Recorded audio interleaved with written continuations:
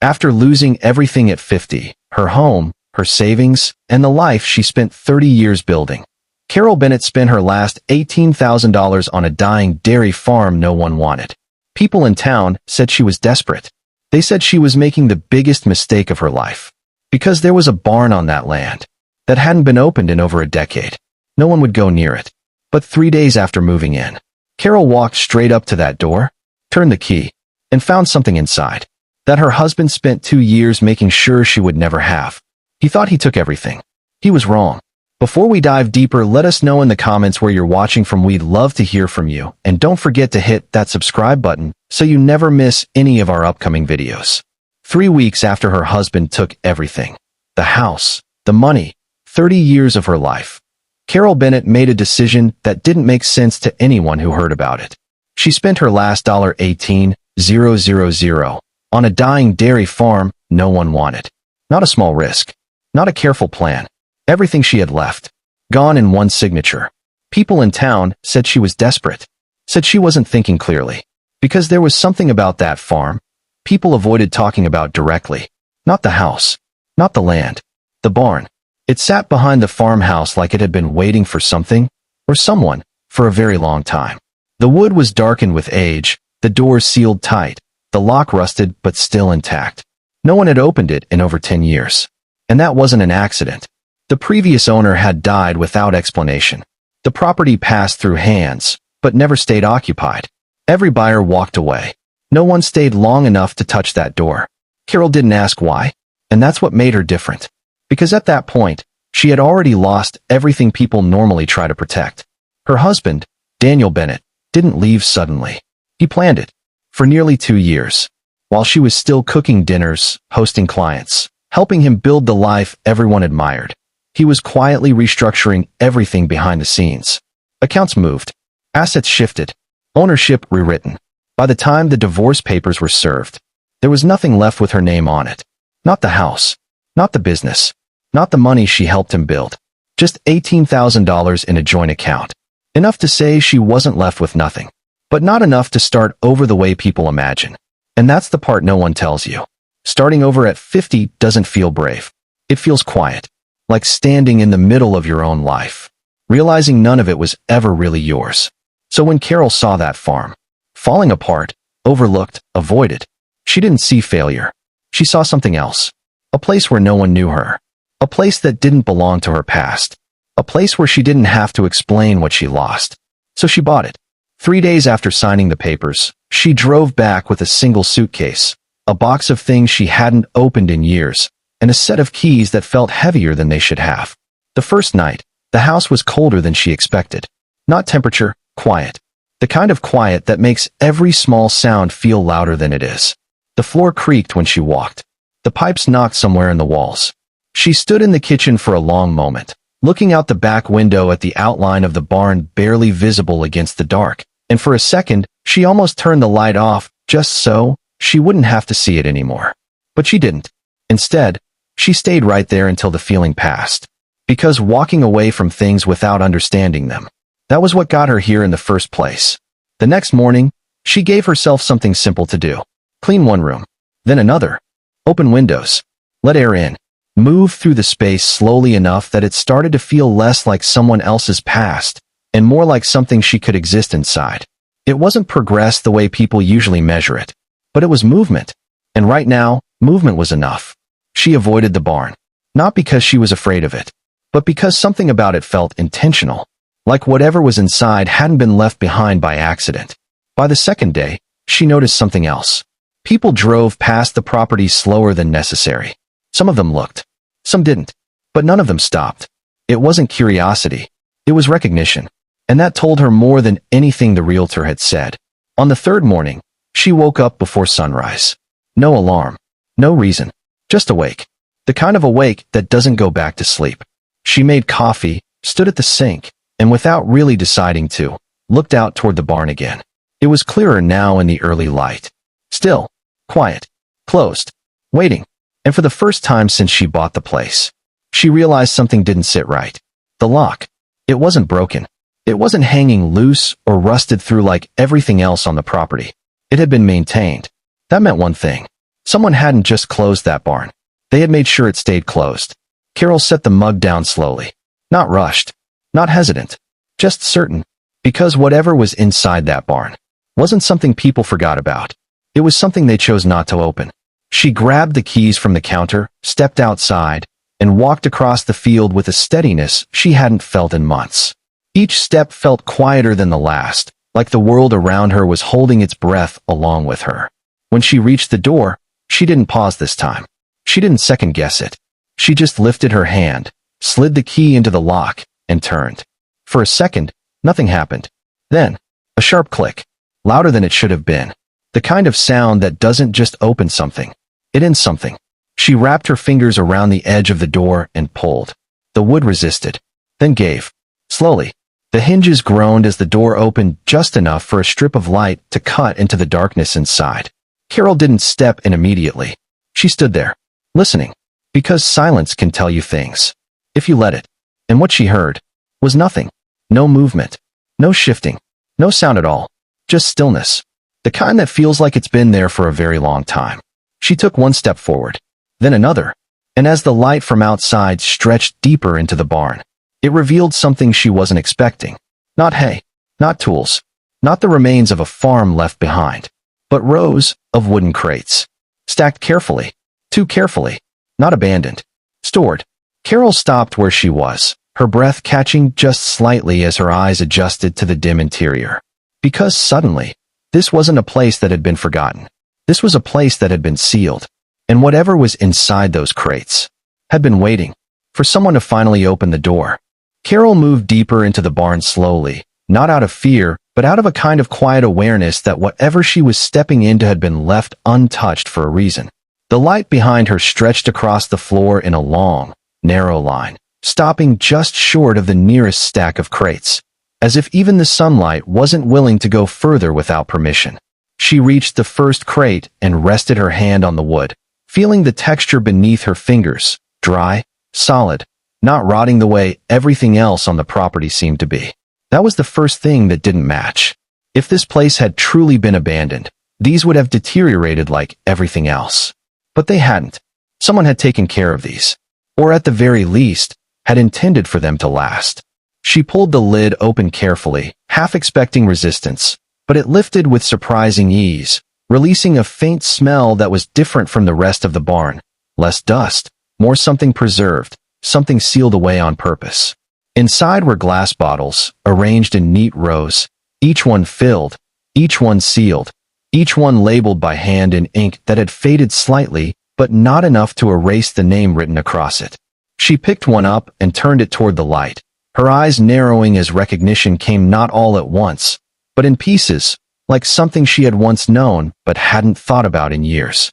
The label read, Bennett Family Creamery, followed by a date, 1989, and beneath that, a smaller line in handwriting that felt strangely familiar, though she couldn't place it immediately. She set the bottle down more carefully than she had picked it up, then opened another crate, and another, her movements becoming more deliberate with each one as the pattern repeated itself. Dozens of bottles, maybe hundreds, all the same, all untouched, all waiting. And the longer she stood there, the clearer it became that this wasn't leftover inventory. This wasn't something forgotten in the chaos of a business closing. This was something preserved intentionally, protected from time in a way that didn't make sense unless someone believed it would matter again. It wasn't until she reached the fourth crate that she found the envelope. It was tucked beneath a layer of cloth, placed flat against the bottom as if it had been hidden, not for secrecy, but for safekeeping. The paper was thick, slightly yellowed with age, but intact, the edges still sharp enough to suggest it hadn't been handled often. She hesitated before opening it, not because she was afraid of what might be inside, but because something in her understood that whatever she was about to read would change the way she saw everything she had just found. When she finally slid her finger beneath the seal and unfolded the contents, the first page didn't explain anything. It raised more questions. Official documents, ownership filings, dates that went back decades, names she didn't recognize at first, until one of them stopped her completely. Margaret Bennett, her mother-in-law. Carol sat down on the edge of one of the crates without realizing she had moved, the paper still in her hands as the pieces began to shift into place. Margaret had always been a quiet presence in their lives, never intrusive, never demanding attention, but always watching, always noticing more than she said out loud.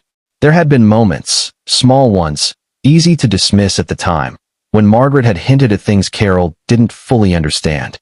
Comments about independence, about ownership, about not assuming that what you build with someone will always remain yours. Carol had listened, but she hadn't really heard. Not in a way that changed anything. Not in a way that made her question the structure of the life she was living.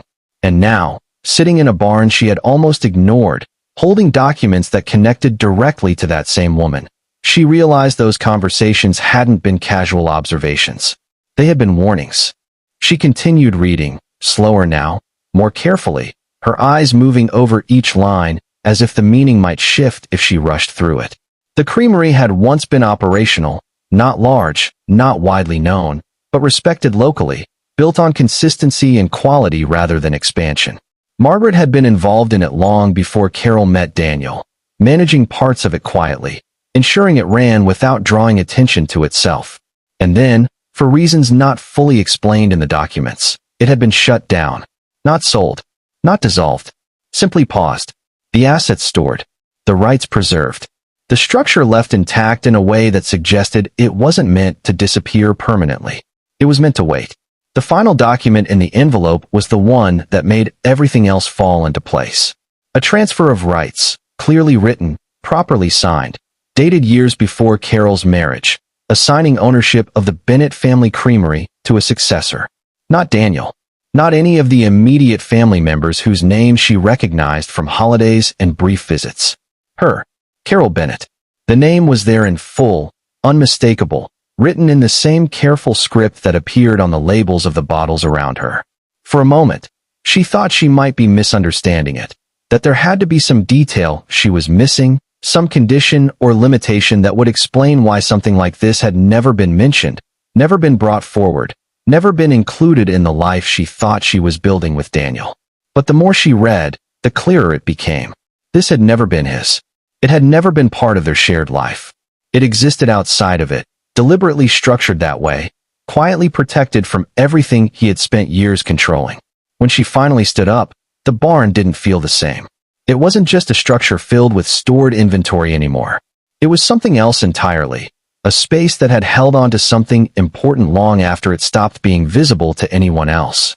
She stepped back into the light slowly, the documents still in her hand, and closed the barn door behind her with more care than she had used to open it. The lock clicked into place again, but this time it didn't feel like something being shut away. It felt like something being secured. That afternoon, she drove into town with the envelope on the passenger seat beside her, not speaking to anyone, not calling ahead, just following the one instinct that felt clear enough to trust. The lawyer's office was small, unremarkable, the kind of place you wouldn't notice unless you were looking for it. She walked in, explained briefly what she had found, and sat down across from a man who listened more than he spoke, his attention focused entirely on the documents as he read through them once. Then again, slower the second time, his expression shifting in a way that told her this wasn't something he saw often.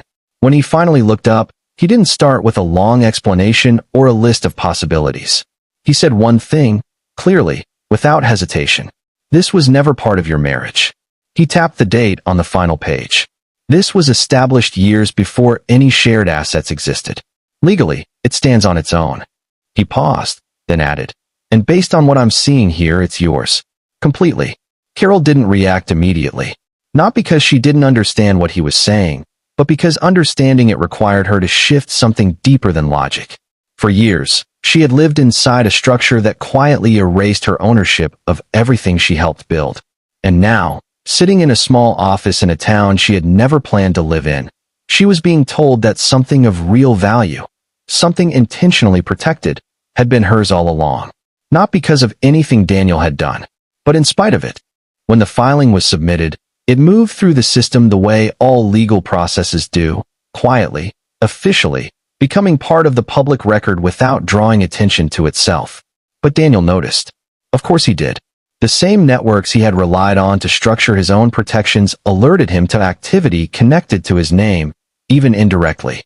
And when he saw it, when he understood what it meant, when he realized what had been sitting untouched while he dismantled everything else, he did what he always did when something didn't go according to plan. He reached out. His voice on the phone was controlled, familiar, measured in the same way it had always been, as if the tone itself could reshape the situation into something manageable. He didn't accuse. He didn't confront. He framed it as a conversation, something that could be resolved quietly, something that didn't need to become complicated if they approached it reasonably. Carol listened without interrupting, not because she was considering what he was saying, but because she recognized the pattern now in a way she hadn't before. The language, the pacing, the assumption that control could be reestablished if he just handled it carefully enough. When he finished, she didn't respond immediately. She let the silence sit between them long enough to make it clear that whatever came next wouldn't follow the same script he was used to. Then she spoke, her voice steady, not raised, not emotional, just clear. She reminded him, without elaboration, that he had already defined what fairness looked like when he structured their separation, that he had taken everything he believed mattered, and that the one thing he missed wasn't something she had hidden from him. It was something he had never considered valuable enough to look for.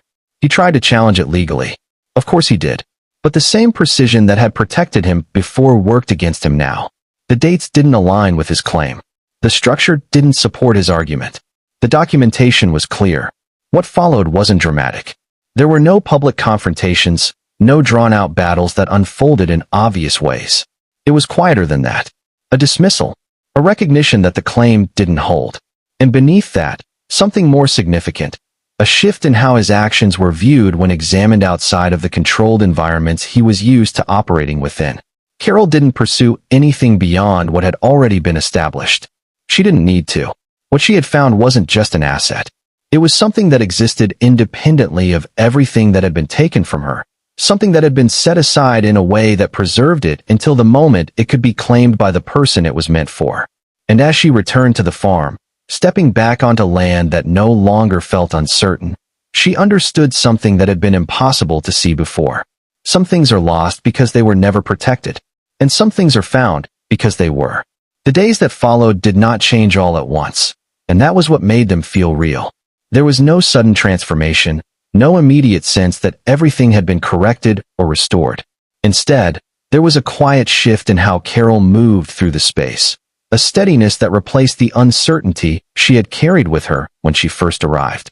The farmhouse was still worn, the land still uneven, the work still waiting. But now, beneath all of that, there was something else, something grounded, something that didn't depend on what had been taken from her or what might come next.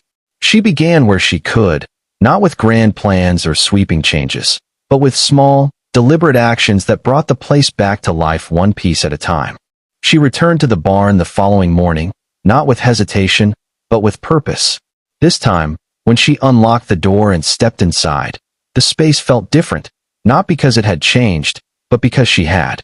The crates were no longer a mystery. They were a responsibility. She moved through them carefully, documenting what she found, noting dates, quantities, conditions. The bottles had held up remarkably well, preserved in a way that spoke to the care with which they had been stored. This wasn't accidental. Margaret had known what she was doing. Every detail, the sealing, the placement, the protection from light and air, had been done with the expectation that these would matter again someday. Carol brought a few of the bottles back into the farmhouse, setting them on the kitchen table where the morning light could reach them fully. She studied them in a way she hadn't allowed herself to in the barn, turning them slowly, reading every line of the label, tracing the handwriting with her eyes, as if it might reveal something more than just words. There was intention in every detail, not just in the product itself, but in the way it had been presented, preserved, and ultimately passed on. This wasn't just something Margaret had created. It was something she had planned to leave behind in a very specific way. The more Carol examined the documents, the clearer the structure became. The creamery hadn't failed. It had been paused at a moment when continuing might have required compromises Margaret wasn't willing to make. Instead of selling it or allowing it to be absorbed into something larger, she had chosen to step back, to preserve what she had built rather than watch it change into something she no longer recognized. And in doing so, she had created a kind of time capsule, not just of the product, but of the principles it was built on. quality over expansion, control over convenience, longevity over immediate gain. That understanding shaped the decisions Carol began to make. She didn't rush to relaunch anything. She didn't call distributors or attempt to reintroduce the name all at once. Instead, she focused on learning what she had inherited, not just in terms of assets, but in terms of values. She spent hours reading through the old records, understanding how the operation had functioned, what made it work, why it had been respected. She walked the land with a different perspective now, seeing not just what needed repair, but what could be restored. Word began to spread, not because she announced anything, but because people noticed change. The property that had sat untouched for years was no longer still. Lights were on at night. The fields were being cleared. Deliveries began arriving, small at first, then more consistent. People who had once driven past without slowing now found reasons to stop, to ask questions, to see for themselves what was happening. And with each conversation, pieces of the past resurfaced. Stories about the creamery, memories of products that had once been staples in local homes. A recognition that what had been lost wasn't entirely forgotten. It had just been waiting for the right moment to return. Daniel's situation unfolded differently. There was no single event that marked a turning point, no dramatic collapse that could be pointed to as the moment everything changed. Instead, it was a series of smaller shifts, each one building on the last, each one revealing something that had previously remained unnoticed. The challenge he filed had brought attention to structures that had been designed to remain private. Questions were asked, patterns were examined, and while Carol had not initiated any of it, the timing made it impossible to separate one from the other entirely. Clients became cautious. Associates reconsidered their positions. The confidence that had once surrounded him began to thin, not because of anything overtly stated, but because trust, once questioned, rarely returns in the same form. The systems he had relied on still existed, but they no longer carried the same weight. What had once been seen as strategic now appeared calculated in a way that made people uncomfortable. And in a profession built on perception as much as performance, that shift mattered. Carol didn't follow any of it closely. She heard pieces, indirectly, through conversations that reached her without her seeking them out.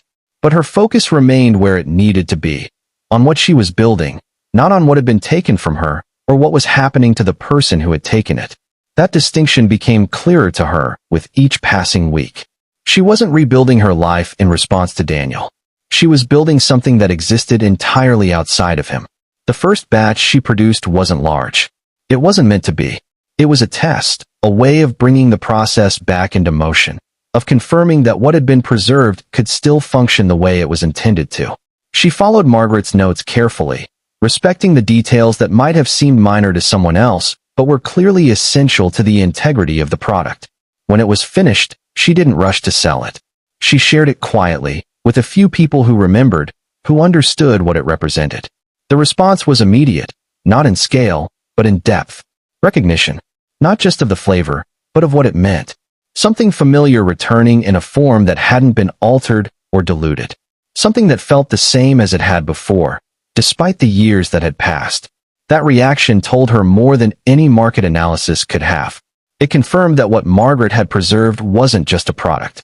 It was an experience, a standard, a way of doing things that still held value. As production increased gradually, Carol made decisions that reflected that same understanding. She didn't expand beyond what she could maintain personally. She didn't outsource what she could oversee herself. She built slowly, intentionally, allowing each step to establish itself before moving to the next. It wasn't the fastest way to grow, but it was the most stable. And stability, she had learned, mattered more than speed. The farm changed over time, not dramatically, but noticeably. The fields were cleared and replanted. The farmhouse was repaired, not to modern standards, but to a condition that honored what it had been. The barn remained central, not just as a storage space, but as a reminder of where everything had begun. She kept the original crates, even as new ones replaced them, not out of sentiment, but out of recognition that they represented a decision made long before she arrived, one that had made everything else possible. People came, not in large numbers, but consistently, some out of curiosity, some out of memory, some because they had heard something that made them want to see it for themselves. And each time, Carol met them the same way, with clarity, with honesty, with no attempt to present the place as something it wasn't. She didn't tell a story of loss or recovery unless it was asked for. She didn't position herself as someone who had overcome something extraordinary. She simply showed them what existed now, what had been built, what continued to grow. And in that, there was something stronger than any narrative she could have constructed. Because the truth didn't need to be emphasized. It was visible. In the land. In the work. In the quiet continuity of something that had been preserved, passed forward, and finally claimed by the person it was always meant for. Some people spend years trying to control every outcome, to secure every advantage, to ensure that nothing is left to chance. And sometimes, they succeed in ways that appear complete, leaving no visible gaps, no obvious oversights. But control has limits. It operates within the boundaries of what can be measured, documented, and anticipated. And beyond those boundaries, there are things that don't follow the same rules. Things that wait. Things that endure. Things that belong to you long before you realize it. Carol didn't set out to find any of it. She simply opened a door. And what was waiting on the other side had been hers all along. In the months that followed, the work settled into a rhythm that felt less like rebuilding and more like remembering something she had never fully been taught, but somehow understood anyway. The farm no longer felt like a place she had taken a risk on. It felt like something that had accepted her, something that revealed itself in layers the more time and attention she gave it. Each morning began earlier than the last, not out of obligation, but because there was always something waiting to be done, and for the first time in years, that kind of responsibility didn't feel heavy. It felt earned. She moved through the fields with a sense of presence she hadn't known before, noticing small details that once would have gone ignored. The way the soil changed texture in different areas, the way the light settled differently across the barn at certain hours, the way the air carried scent depending on what had been done the day before. These were not things she had learned from a book or been taught by someone else. They were things she discovered by being there, consistently, without distraction. The creamery began to take shape not as a business in the modern sense, but as an extension of that same rhythm. Production increased slowly, never beyond what she could oversee with her own eyes and hands. She refused offers that came too quickly, proposals that suggested scaling faster than she was ready for, opportunities that would have turned what she had into something more recognizable, but less personal. It would have been easy to say yes. Easy to hand over parts of it in exchange for growth. But she had seen where that path could lead. She had lived inside a version of success that looked complete on paper, but left her with nothing she could claim as her own. She wasn't interested in repeating that in a different form. Instead, she built relationships the same way Margaret had, directly, quietly, without unnecessary layers. Local markets. Small distributors who valued consistency over volume. People who understood that what they were receiving wasn't meant to be replicated or replaced. And in return, those relationships held. Not because they were bound by contracts alone, but because they were built on something more durable than that. Trust, once established in that way, didn't fluctuate with trends. It didn't disappear when something newer appeared. It remained, steady, the way things are meant to remain when they are built without shortcuts. Daniel's world continued to narrow, not dramatically, not in a way that drew attention or invited sympathy, but in a way that became increasingly difficult to ignore if you were paying attention. The structures he had relied on still existed, but they no longer carried the same authority. Clients who once deferred to him began to question more.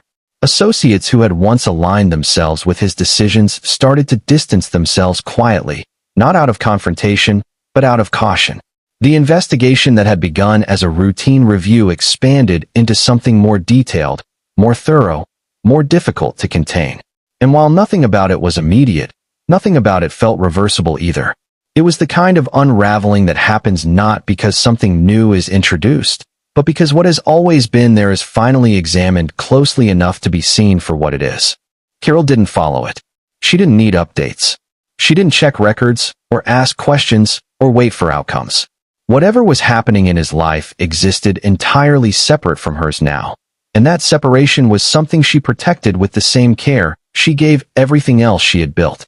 There was no satisfaction in his decline, no sense of balance being restored through consequence. What she had found on that farm had already given her what she needed, and it had nothing to do with what he lost. The first time she saw Margaret's name on a label in a local market, she stood back and watched someone pick it up without knowing she was there. The woman turned the bottle over in her hands, reading it slowly, then placed it into her basket with the kind of quiet certainty that comes from recognition rather than persuasion. Carol didn't approach her. She didn't explain anything. She simply observed, understanding in that moment that what she was building didn't need her to stand in front of it. It could stand on its own. The farmhouse, once a place she moved through cautiously, became something she inhabited fully. The walls no longer felt like remnants of someone else's past. They carried her presence now, her decisions, her work. She framed a single photograph and placed it near the kitchen window, not for display, not for explanation, but as a reminder. Margaret, standing in front of the original creamery, holding something she had built with her own hands, looking directly into the camera with a kind of confidence that didn't need to be announced. Carol had carried that image with her for years without understanding its weight. Now, it felt like a conversation that had finally reached its conclusion. Ruth, who had once worked quietly in Carol's old home, who had seen more than she had ever said out loud, who had tried in her own way to warn her when things didn't feel right, stood beside her one afternoon as they looked out across the property. She had come to visit first, not expecting anything, not asking for anything, just wanting to see where Carol had ended up. But she stayed, not as someone returning a favor, not as someone stepping into a role that needed to be filled, but as someone who had been recognized for what she had always been, present, aware, willing to speak when it mattered even if it cost her something. Carol didn't offer her a position in the way businesses typically do. She offered her a place, a real one, with her name attached to it, with stability that wasn't conditional. The day the farm officially reopened, not as it had been before, but as it now existed, there was no announcement, no event designed to draw attention. People came because they had heard, because they remembered, because they were curious. The line formed slowly, then steadily, not driven by promotion but by something quieter, something that spreads when people recognize authenticity without needing it explained to them. Inside, the space held the same scent that had once filled Margaret's creamery, the same balance of elements that made it unmistakable once you experienced it. Familiar, even to those encountering it for the first time. Carol stood near the doorway for a while, not directing, not managing, just observing. Watching people move through the space, watching them taste something that had been sitting in a locked barn for over a decade, waiting for the moment it would matter again. She didn't think about Daniel. She didn't think about what had been taken from her or what had been lost along the way. Those things no longer held the same weight. Not because they hadn't mattered, but because they no longer defined anything about what she was building now. As the day settled, and the noise softened into something more steady, she stepped outside and looked across the land in a way that felt different from the first time she had stood there. Back then, it had been a place of uncertainty, a decision made without a clear outcome. Now, it was something else entirely. Not a replacement for what she had lost, not a correction of the past, but a continuation of something that had always been there, waiting for the moment it could be claimed. Some people spend years believing that security comes from what can be controlled, what can be structured, what can be placed firmly in their name. And sometimes, they are right, until they aren't. Because control has limits. It operates within systems that can be adjusted, challenged, or undone. But there are other things that exist outside of that. Things that don't depend on recognition or validation. Things that hold their value quietly, without needing to be seen until the moment they are needed most. Carol lost everything that had her name missing from it. Every structure that excluded her worked exactly as it was designed to. But what she found wasn't something she created after the loss. It was something that had been placed in her path long before, something that had been protected in a way that ensured it would still be there when she needed it, even if she didn't know to look for it. And that's the part most people miss. The things that matter most aren't always the ones people fight to take. They're the ones no one thinks to look for. And by the time they realize what they overlooked, it already belongs to someone else. If someone spent years taking everything from you, structuring your life so your name was attached to nothing, and then one day lost everything they built, not because you fought them, but because of what they chose to ignore, would you forgive them, or would you let them sit with what they created? Tell me what you think, and I'll see you in the next story. Thanks for listening.